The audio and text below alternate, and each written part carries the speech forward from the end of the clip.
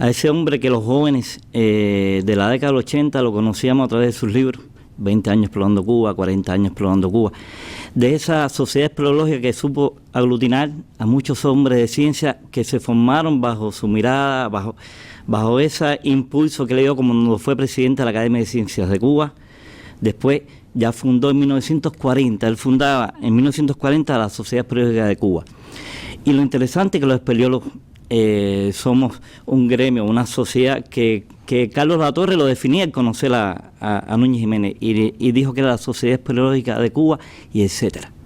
Porque los espeleólogos tienen un compromiso no solo con las cuevas, no, con todo ese ecosistema donde vive, donde está ese aparato cárcico, que es el 65% del territorio cubano. Y yo creo que hacia eso, Núñez, el archipiélago cubano, que lo conocía bien, que lo conoció desde muy joven, ya estamos hablando que él hacía la Expedición Oriente en 1945, pero en ese mismo año estaba en Pinar del Río, subiendo el Guajaibón. Aparte de ser el hombre de ciencia, el hombre humanista, y eso lo aprendimos con Núñez siendo espeleólogo. Cuando el espeleólogo va al campo, se tiene que apoyar de los que viven en el campo y hace una hermandad que llega a ser su familia. Lo hacemos hoy todavía, ¿eh? Hoy llegamos a cualquier rincón de Cuba, a los espeleólogos, y tienen su familia campesina que los recoge y los agrupa. Y eso nos pasó a nosotros tan temprano como un día de su cumpleaños, en 1995, nos avisa Isidro Bento, nuestro historiador, que era entonces vicepresidente de la sociedad, y dice, Núñez quiere venir a conocer los lugares que ustedes están descubriendo en las cuevas de Bellamar. Cueva que para él era un símbolo. Había hecho su tesis, filosofía y letras en la Universidad de La Habana en 1947. Y venía a saber qué estaba pasando de nuevo. Ya en el 89 la había declarado monumento nacional, pero nosotros, grupo de jóvenes espeleólogos, estamos aportándole nuevas galerías, descubriendo nuevos sectores que la hacían de nuevo una de las joyas de la espeleología a nivel mundial. Una cueva en calcita de las únicas que existen en el mundo con una diversidad increíble de formas de cristales de calcita. Y él quería conocerlo porque quería cuidarla y conservarla, es su compromiso. Y nos enteramos que venía el 20 de abril, tan cercano como ese 20 de abril de 1999, de 1995, que llega a nosotros, y nosotros nos dimos cuenta que era el día de su cumpleaños.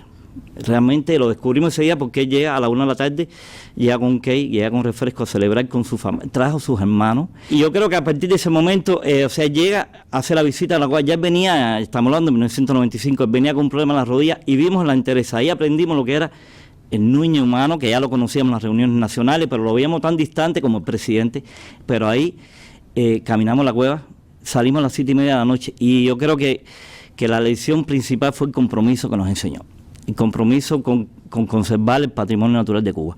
Cuando él nos dijo, miró su reloj a las 7:30 de la noche, dijo, bueno, creo que me da tiempo de llegar a la casa, bañarme e ir al aeropuerto, porque tengo que recibir un ministro de Cultura que está llegando.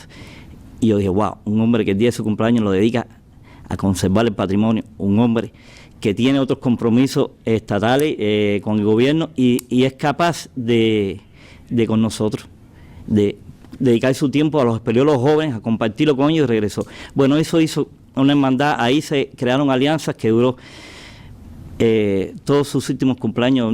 Él declaraba, Núñez iba con nosotros a dedicarnos un tiempo a Matanza. Yo creo que ahí nos legó la misión de conservar las cuevas de Bellamar y creo que lo hemos dedicado. O sea, años después, en el 2018 se declara la protegida de significación nacional, como anteriormente, 20 años antes, lo logramos hacer con Santa Catalina y lo administra nuestra institución, la Fundación. Cuando hablamos de la obra de Núñez, bueno, hay que hablar que en 1979, leía información porque los espeleólogos son una gran red, y se le comunica que estaba en peligro Farallones de Moa, una de las grandes cuevas fluviales cubanas que iba a ser procesada para ser material de la construcción.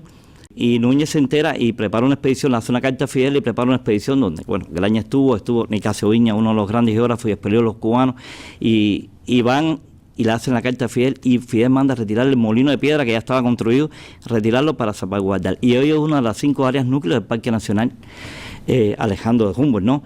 Y qué decir de Alejandro de Humboldt, uno de los tesoros de la naturaleza, no solo de Cuba, del Caribe, donde están los pluvisilvas del Caribe, están en esto.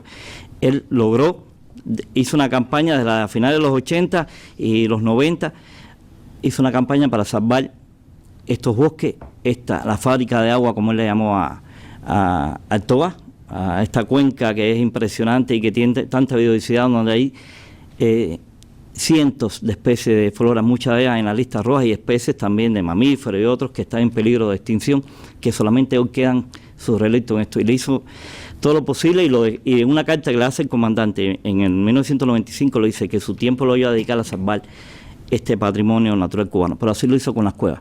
Creo que el factor más importante de Núñez, que era geógrafo humano, su obra se le dedicó a formar a jóvenes espeleólogos, y hablo en nombre de muchos espeleólogos que él aglutinó, que fueron sus hermanos, porque eso siempre, él nunca marcó diferencias. Recuerdo la última vez que estuvo en Matanzas fue en las cuevas de Yamal, y cuando tenía todo un protocolo, era viceministro de Cultura, iba a ver el tema patrimonial, y cuando le tenía una casa de visita para que se quedara, él dijo, no, yo voy a dormir entre esas dos palmas.